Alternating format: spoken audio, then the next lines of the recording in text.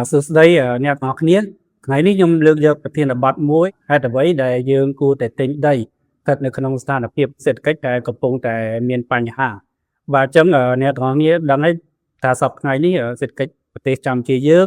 ប្រទេសជិតខាងយើងសេដ្ឋកិច្ចស្ថិតនៅក្នុងតំបន់អាស៊ានឬមួយក៏ស្ថិតនៅក្នុងតំបន់អាស៊ីឬមួយក៏សេដ្ឋកិច្ចរបស់ពិភពលោកគឺជួបនឹងបញ្ហាអញ្ចឹងគឺបញ្ហាច្រើនហើយដែលធ្វើឲ្យអចលនទ្រព្យក្នុងនោះក៏មានបញ្ហាដែរបាទអញ្ចឹងយើងដឹងស្រាប់ហើយអចលនទ្រព្យពីទូទៅគឺវា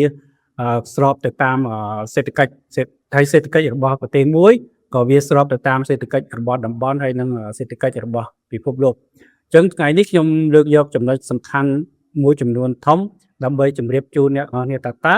មូលហេតុអ្វីដែលស្ថិតនៅក្នុងស្ថានភាពសេដ្ឋកិច្ចដែលកំពុងតែមានបញ្ហា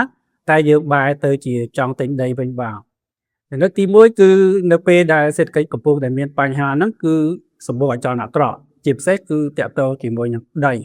ហើយដីមួយចំនួនគឺជាដីដែលល្អហើយដីខ្លះគឺដីដែលគេបានស្រឡាញ់គេលាក់ទុកនៅក្នុងចិត្តគឺគេអត់បញ្ចេញទេបាទប៉ុន្តែនៅពេលដែល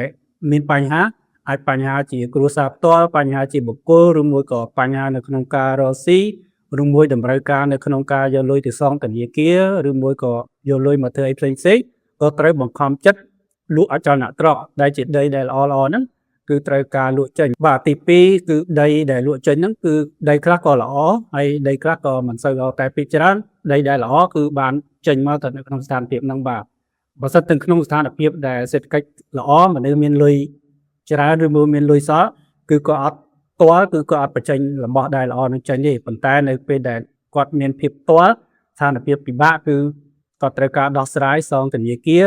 ឬមួយក៏ត្រូវការយកទៅធ្វើអីផ្សេងចាត់ចែងកិច្ចការផ្សេងគឺគាត់ត្រូវបង្ខំចិត្តលក់អចលនទ្រព្យហ្នឹងបាទ